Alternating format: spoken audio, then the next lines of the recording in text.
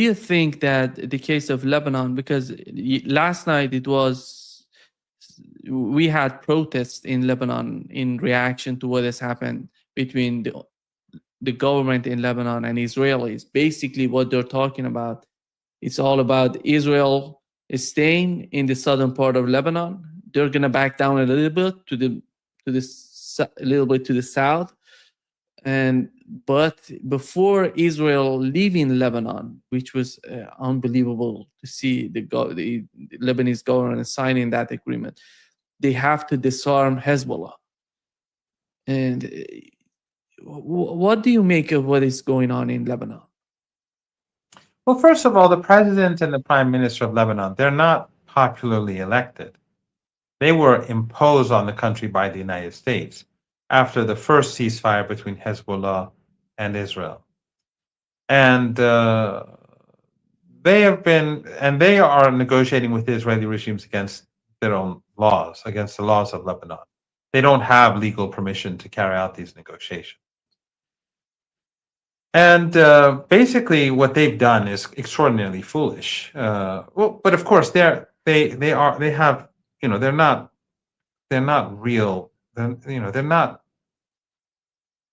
proxies. They're agents. So they don't have a commitment to the country. The very fact that they negotiated with the Israelis was a big gift to Netanyahu. At a time when Netanyahu was isolated across the world, the Israeli regime is despised. Countries, even in the West, it's increasingly hated. The only country in the world that is moving towards the Israeli regime is Lebanon, the only regime. And what did they get in return? Because this is a big gift to Netanyahu. He can say, look, a neighbor that refused to negotiate with us ever now is negotiating, and now we have an agreement with them, and now they're going to dismantle Hezbollah or whatever. What did they get in return? Nothing. They gave the concession of negotiation. Before, I mean, if they were even half sane, if they were even half patriotic, they would have said, okay, we can, even speaking to the Israelis means that they have to give us a concession, because this is a big gift to the Israeli regime for us to sit down and talk with them. They should at least withdraw from 80% of the land, and then we'll sit down and negotiate with them. They did nothing, and they gave that gift for free. And what did the Israelis do in return? Literally a day or two afterwards, they bombed a convoy of the Lebanese army and murdered a lieutenant general and his companions. So, and now basically this agreement allows the Israelis to say, have no doubt, Nima, Israel does not have any intention of ever leaving Lebanon again. Just like they don't have any intention of leaving Syria. Just like they never had any intention of leaving the West Bank. And just as they have no intention of giving up Gaza. So, and that's why Iran is saying that Article 1 of the MOU, they must go, otherwise no deal. So the Iranians have made this a key component of the MOU to make sure that the Americans understood that under no circumstances will this be tolerated by Iran. So the Lebanese government is effectively legitimizing the Israeli occupation and legitimizing its attacks on whoever they want to carry out attacks on. They will have authority to carry out operations. And then, of course, the plan is to create a civil war in Lebanon. That's the whole point, to turn the army against the resistance. And Lebanon does have its proxies. On the one hand, you have Jolani, and right now there's a lot of killings going on in Syria as we speak, for multiple reasons, both against some of his former allies but also against the minorities. Obviously, he's not going to do anything against Israel.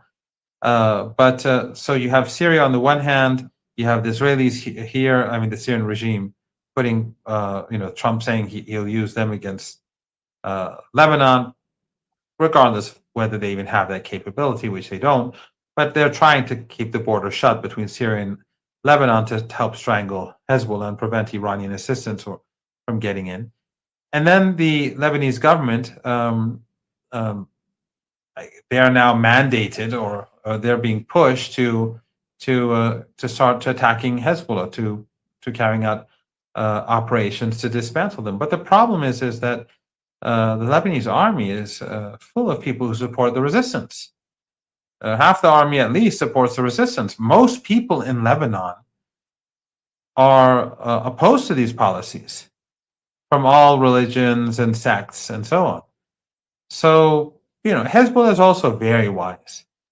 They've always had a wise leadership, and they have a very wise leadership. And Sheikh Naim Qasim has shown himself to be a very, very effective leader.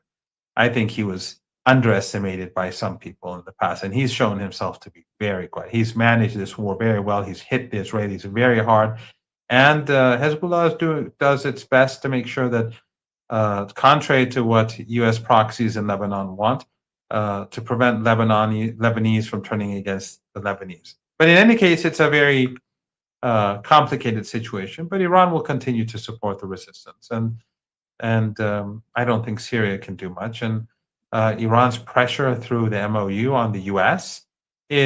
continues to be enormous. I have no doubt that trade through the Strait of Hormuz has not normalized. It has increased, but it's not normalized. And even if you include, the Red Sea trade and the trade through Fujairah, it's nowhere near normal. And it's not just oil; it's many products that are supposed to be coming in. So Iran has leverage. That doesn't mean that the occupation of Lebanon is going to end tomorrow or in the days ahead or anything like that. But this is a long and ongoing struggle between the axis of resistance and the Israeli regime. And people have to recognize that the axis of resistance, it's not just firing missiles and drones. It's a sophisticated battle. It's chess. And the empire and the axis of resistance are using all their capabilities against one another. And the axis of resistance, Iran has its strong points, it has its weak points. Its enemies have their own strengths and weaknesses. So this is an ongoing battle. Yeah, actually, here is what Benjamin Netanyahu said. He said the Lebanon deal is a blow to Iran, and says Israeli troops aren't leaving southern Lebanon regardless of what Tehran demands. And in the other part, he says that the only way that they're going to leave Lebanon is going to be disarmament, after disarmament of Hezbollah. And yesterday we had the Israeli Ministry of Energy says that we don't want the entirety of Lebanon, but we have 100% of Gaza right now. We're going to stay there. But, this is, even when they're talking about Lebanon, it's about the occupation and annexation of Lebanon. And you see the government going against the policies of Hezbollah. The Greater Israel Project goes to Turkey, it goes to Iraq, it goes to Egypt, it goes to Saudi Arabia. Of course, it includes Lebanon. And the Lebanese prime minister and the president know this. But when all this is over, ultimately, they'll be in their mansions and their palaces in Europe and North America. And it'll be that the millions of Lebanese who are refugees here and there across the world, or living like the Gazans or the people in the West Bank among colonies, or among settlers. So this isn't, I don't consider this to be a blow to Iran. Actually, this is a blow to the opponents of the resistance. This is again reinforcing the point that many are beginning to learn, that except for the axis of resistance, no one else is standing up to the Israeli regime. No one else is defending the Palestinians. We saw that in Syria, this was the fake revolution was never about liberation or freedom or Palestine or anything like that. It was a U.S. proxy. In Lebanon, the prime minister and the president, they're U.S. proxies, and those behind them have no goodwill towards the Lebanese people. And so the people across the region who understand politics are seeing through all this. They're seeing that where the United States stand and where their proxies stand. So I don't see this as a blow. I think actually this is not good. As I told you, as my own opinion, as I said to you after Syria fell, I said in my opinion, in the long run, this is going to hurt Iran's enemies more than it hurts Iran. And it hurts Iran, it's hurt Hezbollah, it's hurt Palestine, it's hurt Gaza, it's hurt the West Bank, because Lebanon was important. But because of the enormous capabilities of these Arab family dictatorships through their media and Western media to demonize Iran through sectarianism, through this, sectarian slander and lies and racial lies and religious lies, and over Syria they were effective in turning many people against the axis of resistance. Now I think people are waking up. They're waking up to the reality of politics inside Lebanon. They're waking up to the reality of politics in Lebanon and in Syria.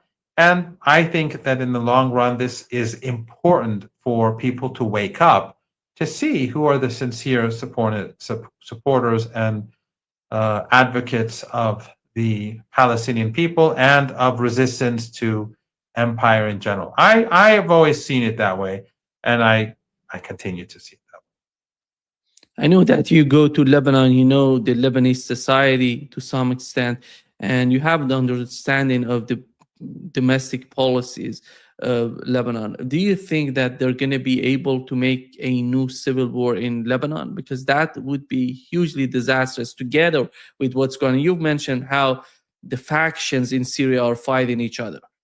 And Donald Trump said he wants to manage Lebanon with Syrian government, which means, in my opinion, some of these factions being used to somehow infiltrate or go to Lebanon or doing something against Lebanon.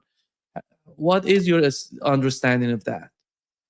I think that it's not that simple, because first of all, Hezbollah is very, as I said, very wise. They've always been wise. The attempt to bring about a civil war is not new, and the United States is desperate to do this, and so is the Israeli regime. And now that they have their proxies in Lebanon that are deeply sectarian and agents of empire, they think that can be done. But their foothold in Syria is not all that strong, and the situation inside Syria is not good at all. And if Syria makes the wrong move, then Iran with its missiles and drones has been able to defeat the empire. Syria is not a very difficult opponent if it carries out aggression against the resistance, the Syrian regime, and of course the resistance in Iraq won't be quiet either. So that's one thing. The second is that in Lebanon people do not support this. The majority of the Lebanese people do not support these policies, and they definitely don't support civil war.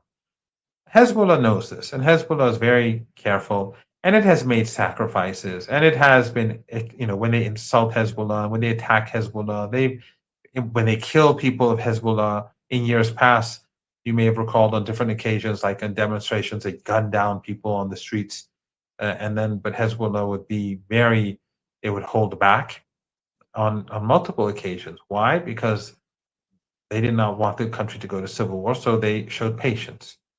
And Hezbollah's, it won't succeed.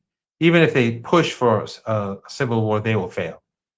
It would be costly, but they'll fail. But I think that Hezbollah will be able to hopefully manage the situation where we don't get there.